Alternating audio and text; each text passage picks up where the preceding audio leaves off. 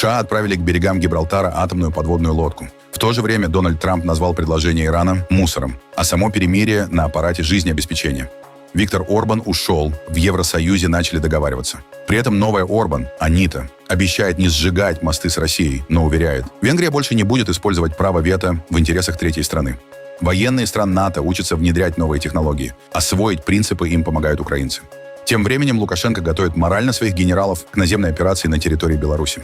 Завершилась эвакуация пассажиров и членов экипажа круизного лайнера МВ «Хондиус». Утренняя пробежка, игра в футбол и миллиарды французских инвестиций. Эммануэль Макрон на саммите в Африке. А теперь об этом подробно и по делу. Это один день. Подпишитесь, поставьте лайк этому видео и оставьте свой комментарий. Заранее спасибо и начинаем.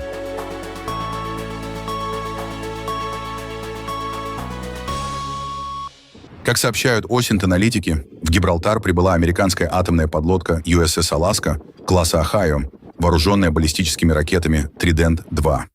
По их оценке, это может быть очередным сигналом США в адрес Ирана.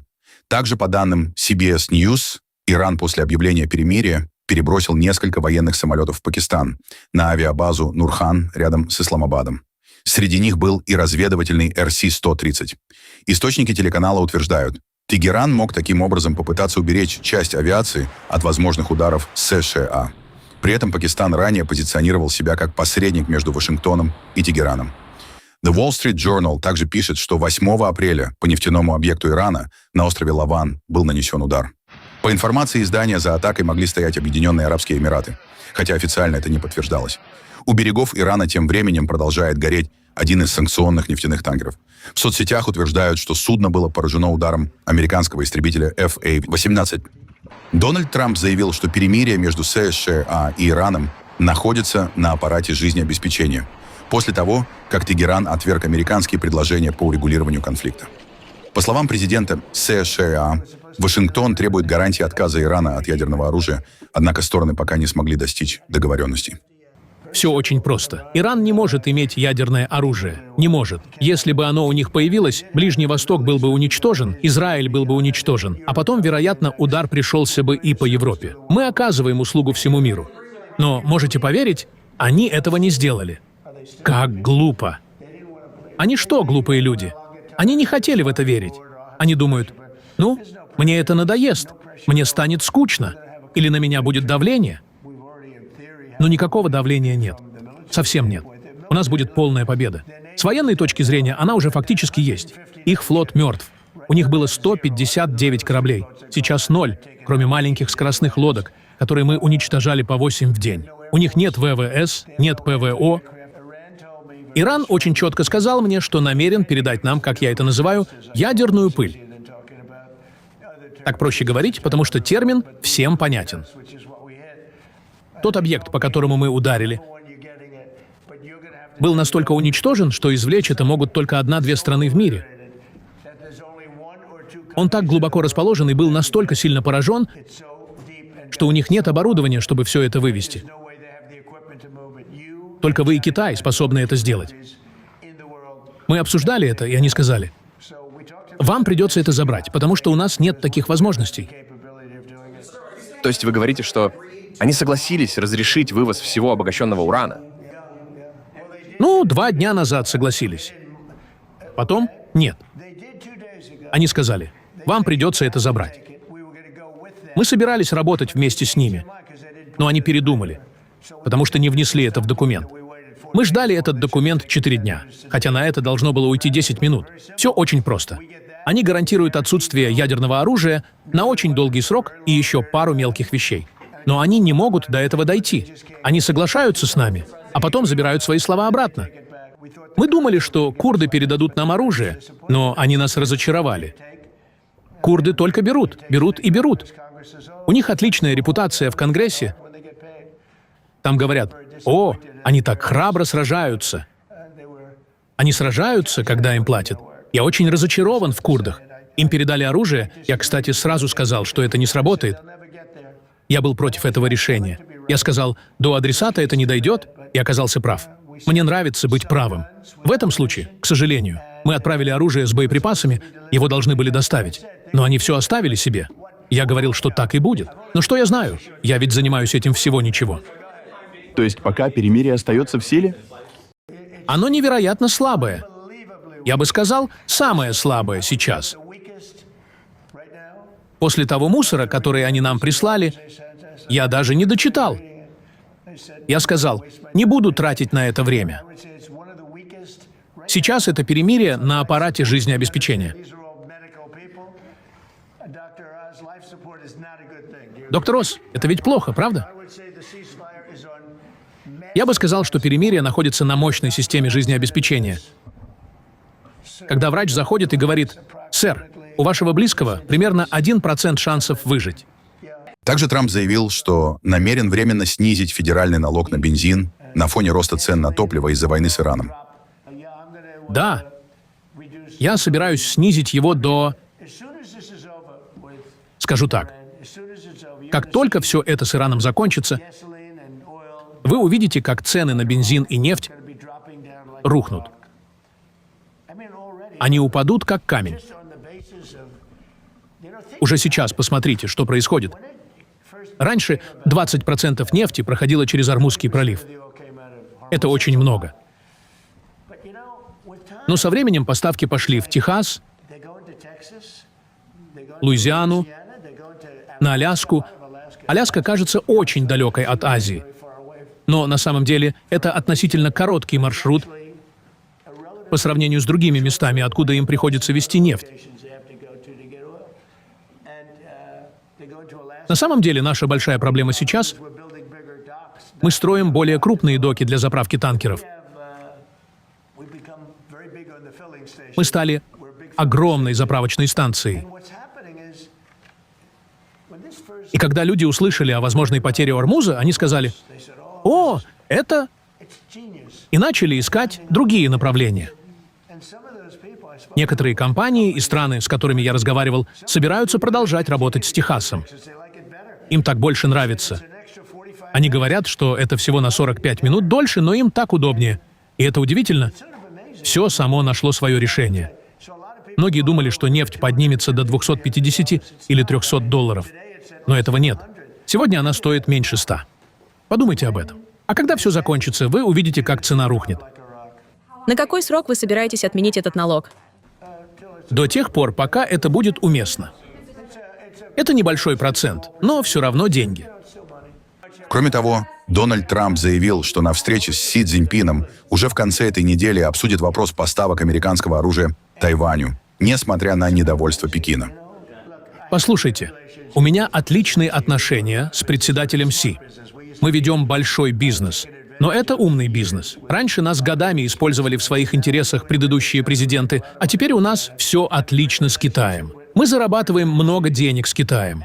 У меня прекрасные отношения с председателем Си, и это видно хотя бы по ситуации с Ормузским проливом. 40% своей нефти Китай получает именно через Ормуз. Оттуда не приходят корабли, никаких агрессивных судов, с которыми у нас могли бы возникнуть столкновения. Он хотел бы, чтобы все это закончилось. И знаете что? Я очень его уважаю и надеюсь, что он уважает меня.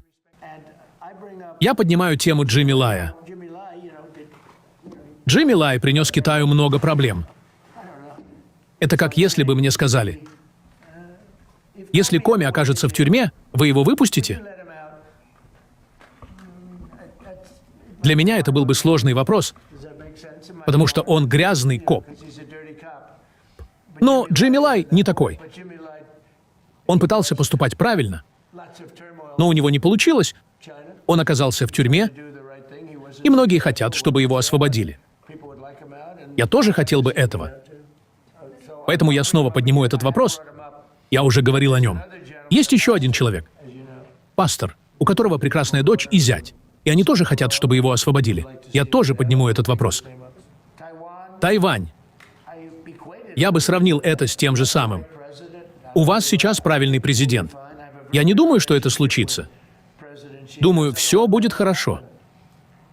У меня очень хорошие отношения с председателем Си. Он знает, что я не хочу, чтобы это произошло. Это очень далеко. 9500 миль. Мы находимся за 9500 миль, а он в 67 милях. Есть небольшая разница, но у Тайваня большая поддержка со стороны Японии и стран региона. Считаете ли вы, что США должны продолжать продавать Тайваню оружие? Ну, я собираюсь обсудить это с председателем Си. Председатель Си хотел бы, чтобы мы этого не делали. И я обсужу это. Это один из многих вопросов, о которых мы будем говорить. Знаете, мы с ним хорошо ладили. Кроме ситуации с ковид. Я просто не мог принять то, что произошло с ковид. Но помимо этого у нас были хорошие отношения. Он великий джентльмен. Я считаю его удивительным человеком. И когда я так говорю, пресса сразу пишет: «О, это ужасно, что он так его назвал». Но он управляет 1,4 миллиарда человек очень жесткой рукой. Он любит свою страну. Это точно. Я с нетерпением жду поездки туда. И если бы он чувствовал что-то иное, мы бы этого не делали. Может произойти много хорошего. Мы будем говорить, думаю, он сам поднимет тему Тайваня чаще, чем я. Но разговор будет также немного об энергетике и о прекрасной стране Иране. На юге Ливана вновь усилились боевые действия между Израилем и группировкой Хезболла. После серии израильских ударов над приграничными районами поднялись густые клубы дыма. Израильская армия призвала жителей 9 населенных пунктов на юге страны эвакуироваться. Несмотря на объявленное в апреле перемирие при посредничестве США, стороны продолжают обмениваться ударами. По данным Минздрава Ливана, за последние 3 дня в результате израильских атак погибли 74 человека. В Израиле сообщили о гибели резервиста возле ливанской границы. По информации местных СМИ, военный погиб после атаки беспилотника Хезболлы. На фоне эскалации США продолжают переговоры между представителями Израиля и Ливана в Вашингтоне. Евросоюз согласовал новые санкции против израильских поселенцев, причастных к насилию на Западном берегу, а также против представителей Хамас. Об этом заявила глава европейской дипломатии Кая Каллас после встречи министров иностранных дел ЕС в Брюсселе. По данным Евросоюза, пакет санкций несколько месяцев блокировало предыдущее правительство Венгрии. Министр иностранных дел Израиля Гидеон Саар раскритиковал решение ЕС, назвав его политически мотивированным. Но мы также наблюдаем всплеск насилия со стороны поселенцев на Западном берегу. Сегодня мы достигли политического соглашения о введении санкций против израильских экстремистских поселенцев и связанных с ними организаций. Это также сопровождается новыми санкциями против ведущих фигур Хамас. Это означает, что мы выходим из политического тупика, который сохранялся долгое время. Насилие и экстремизм имеют последствия. Мы также обсуждали торговые вопросы, ограничение торговли с незаконными израильскими поселениями. Многие государства-члены также призвали продвигать этот вопрос дальше. Поэтому мы продолжим работу с Еврокомиссией над подготовкой предложений. Также Евросоюз ввел новые санкции против лиц, причастных к вывозу украинских детей в Россию, назвав это одной из самых страшных последствий войны. Из всех ужасов, вызванных войной России, похищение украинских детей – одно из самых страшных. Кража детей – это целенаправленная российская атака на будущее Украины. В ответ министры сегодня утвердили 23 новых санкционных списка против ответственных за это. Мы также обсудили усиление операции «Аспидес» — военно-морской миссии, которая может способствовать обеспечению свободы судоходства. Это также может стать нашим вкладом в коалицию желающих, которую создают Франция и Великобритания. Кроме того, ЕС может привнести десятилетия опыта, накопленного в ходе ядерных переговоров с Ираном, если они возобновятся. По Сирии министры приняли решение о полном возобновлении соглашения о сотрудничестве, которое было частично приостановлено при режиме Асада. Это важный сигнал нормализации отношений между ЕС и Сирией. Мы также согласовали снятие санкций с министров внутренних дел и обороны Сирии. Кандидат на пост главы МИД Венгрии Анита Орбан заявила, что Будапешт продолжит сотрудничество с Россией, однако отношения больше не должны строиться на односторонней зависимости. При этом Венгрия не намерена поддерживать санкции, которые вредят ее экономике и энергетике. Также Орбан выступила против ускоренного вступления Украины в Евросоюз, заявив, что Киев должен выполнить все условия для членства. Венгерско-польские отношения насчитывают 1000 лет, но сейчас они во многом испорчены, в том числе в ценностном плане. Мы также упустили много возможностей в этих отношениях, которые могли бы продвинуть нас вперед, если бы мы работали вместе с польскими партнерами. Польша — тот пример для нас как в вопросе привлечения средств ЕС, так и в экономической политике. Мы должны учиться у экономического прогресса, которого добилась Польша. Что касается расширения санкций против России, то, конечно, ожидается новый пакет санкций. Наш принцип будет двойным. Первое. Мы не позволим включать в санкционный пакет меры, которые вредят интересам Венгрии, например, венгерским компаниям или энергетическим предприятиям. Но мы не будем использовать право вето в интересах третьей страны. Что касается вступления Украины в ЕС, мы не поддерживаем ускоренное вступление. Мы придерживаемся той же позиции, что и в отношении любой другой страны-кандидата в ЕС. Они должны полностью выполнить условия вступления. В двусторонних отношениях для нас главным вопросом остается урегулирование прав венгерского меньшинства в Закарпатье. На шведском острове Готланд прошли военные учения «Аурора-26» с участием сил Швеции, США, Великобритании, Украины и Дании. Военные отрабатывали сценарий усиления обороны острова на фоне возможного конфликта у восточных границ НАТО. Главнокомандующий вооруженных сил Швеции Михаэль Клайсен заявил, что современные войны требуют активного применения дронов и постоянной адаптации к новым угрозам. По его словам, армии НАТО должны больше тренироваться в условиях, максимально приближенных к реальным боевым действиям. В учениях также участвовали украинские операторы беспилотников, которые делились с союзниками опытом войны в Украине. Я думаю, применение, скажем так, тактики дронов, использование различных типов беспилотников для охоты на отдельные машины или отдельные командные пункты и так далее, а также то, как все это объединяется с современными цифровыми системами управления и контроля, и, конечно, как адаптироваться к подобному типу угроз. Мы должны тренироваться и еще больше тренироваться, доводя себя до предела. Я имею в виду не так, как иногда бывало в истории не только в Швеции, но и в НАТО в целом, когда учения были заранее прописаны и победу объявляли в конце. Теперь мы готовы к более смелой подготовке, действительно усиливая давление на наши войска, чтобы учиться и учиться быстро. У нас довольно много взаимодействия со шведскими компаниями и компаниями Северной Европы, а также при поддержке украинских компаний и других партнеров. По сути, я никого не исключаю из нашего дальнейшего пути. Конечно, мы ищем новые способы закупок, новые способы производства, в том числе ближе к тактической линии фронта с использованием 3D-печати и так далее. Это новый набор технологий и новый подход к закупкам и постоянному развитию техники.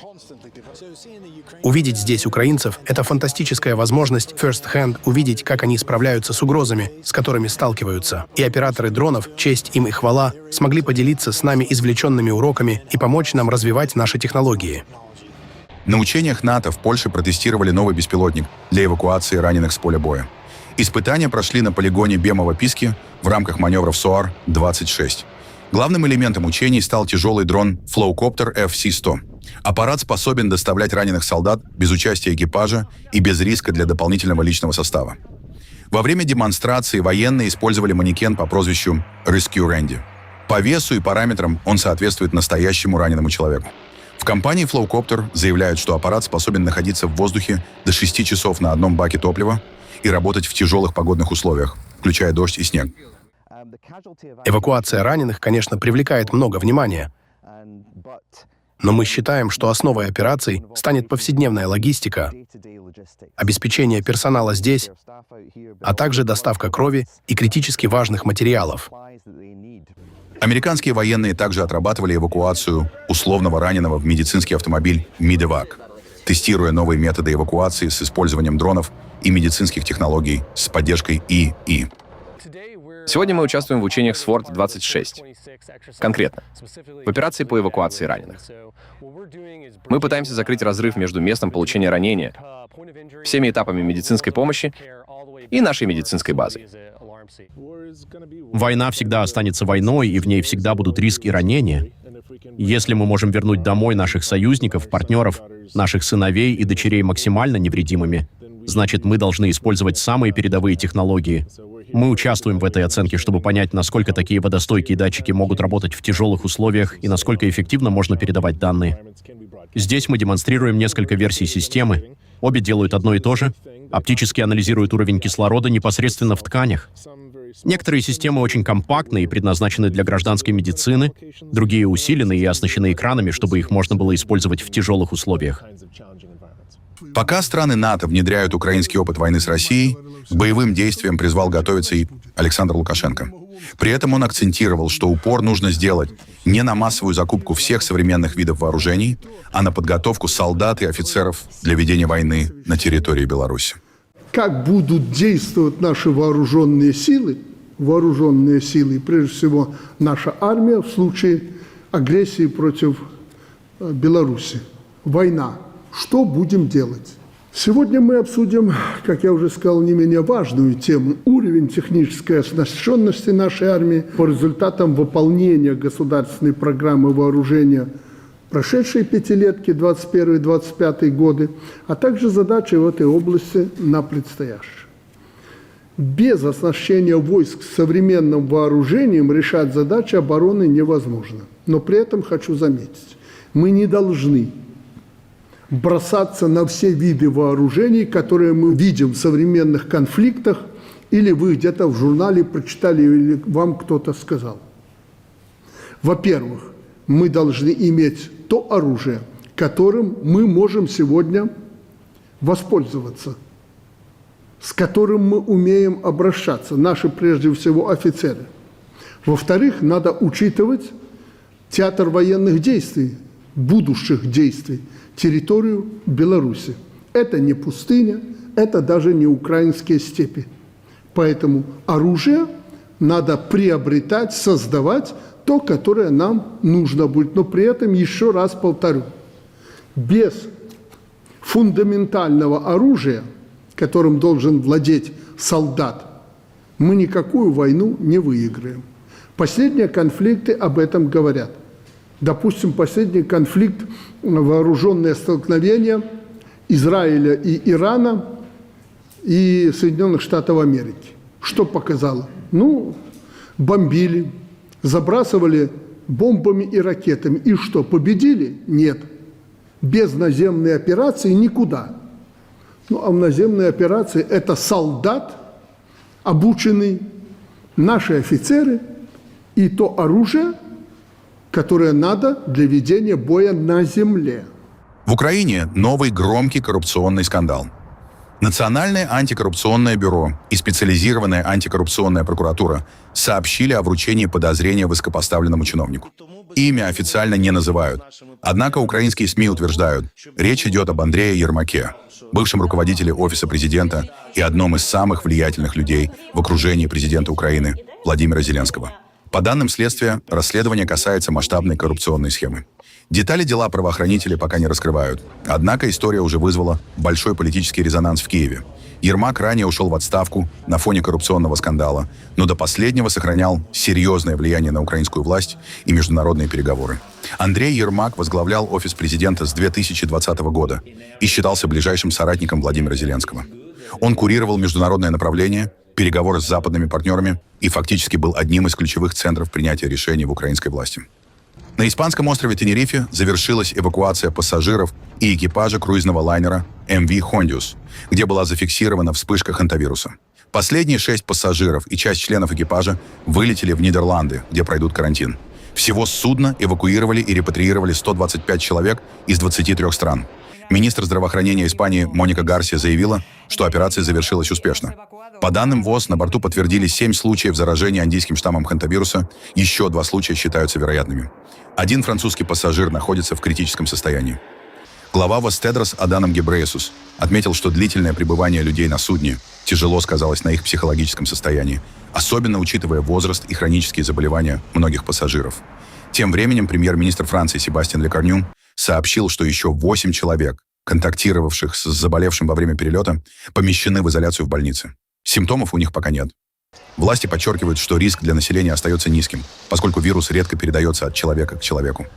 Президент Франции Эммануэль Макрон на саммите Africa Forward в Найроби заявил о мобилизации 23 миллиардов евро инвестиций для стран Африки. По его словам, 14 миллиардов вложат французские компании, еще 9 миллиардов обеспечат африканские инвесторы. Сегодня, благодаря вашим усилиям и проделанной работе, для африканского континента были объявлены инвестиции на сумму 23 миллиарда евро. 23 миллиарда евро. Из них 14 миллиардов евро — это инвестиции французских компаний, крупных корпораций, средних компаний и малых и средних предприятий, которые инвестируют 14 миллиардов евро на континенте. Я приветствую всех их руководителей, присутствующих здесь сегодня, которые инвестируют эти 14 миллиардов евро, разумеется, в Кении, но также и во всех странах, представленных здесь. Эти инвестиции создадут более 250 тысяч прямых рабочих мест во Франции и Африке. И наряду с этим были мобилизованы 9 миллиардов евро инвестиций от африканских предпринимателей и инвесторов в Африке. Это беспрецедентно, и именно такая платформа мобилизации нам была нужна сейчас, и которую мы хотим ускорить. Президент Кении Уильям Руто, в свою очередь, сообщил о планах Кении, Уганды и Танзании построить нефтеперерабатывающий комплекс в Восточной Африке, чтобы снизить зависимость региона от внешних поставок топлива. У нас есть инфраструктурный проект по созданию Восточноафриканского нефтеперерабатывающего завода. Данготе говорит мне, что его стоимость составит от 16 до 20 миллиардов долларов. Этот восточноафриканский нефтеперерабатывающий комплекс. Инвестиция, которую правительства Кении, Уганды и Танзании согласовали как проект, который мы хотим реализовать, чтобы обеспечить себя топливной продукцией. Мы больше не хотим быть заложниками Ормузского пролива. Мы не хотим быть заложниками войн, которые начинают другие люди. У нас здесь есть собственные ресурсы, и мы говорим, мы будем использовать африканские ресурсы для индустриализации нашего региона. Кроме бизнеса и инвестиций, саммит Africa Forward в Найроби запомнился и неформальными моментами. Президент Франции Эммануэль Макрон вышел на утреннюю пробежку вместе с легендарным кенийским марафонцем Элиудом Кипчоги. Политик и спортсмен пробежали по улицам столицы Кении в сопровождении охраны и других бегунов. Позже Макрон вместе с президентом Кении Уильямом Руто и лидером Сенегала Басиру Диомае Фае сыграли в футбол с участниками молодежного форума. Организаторы заявили, что таким образом хотели подчеркнуть роль спорта в развитии молодежи и международного сотрудничества. В Рио-де-Жанейро местный мастер Джарбас Минегини изготовил уже более 3000 копий Кубка мира по футболу. Вдохновение появилось еще в 1994 году, когда он увидел, как капитан сборной Бразилии Дунга поднимает трофей после победы на чемпионате мира в США. Сейчас 58-летний ремесленник вручную делает гипсовые копии кубка и продает их туристам и болельщикам возле стадиона Маракана. Часть трофеев окрашивает в золотой цвет, другие покрывает хромом. К чемпионату мира 2026 года, который пройдет в США, Канаде и Мексике, мастер уже подготовил 600 кубков и надеется, что Бразилия впервые с 2002 года снова выиграет турнир. Когда был чемпионат мира 1994 года, и я увидел, как Дунга поднимает трофей, я сказал себе, я куплю такой кубок, но их нигде не продавали. Тогда я решил сделать его сам, используя навыки работы с металлом. Так и появился мой Кубок мира. Я делаю 1000 кубков с помощью форм. Один я крашу, а другой делаю особенным, хромированным. Тогда он выделяется сильнее. Вы видите себя в трофее, можете его поцеловать, увидеть в нем свои глаза.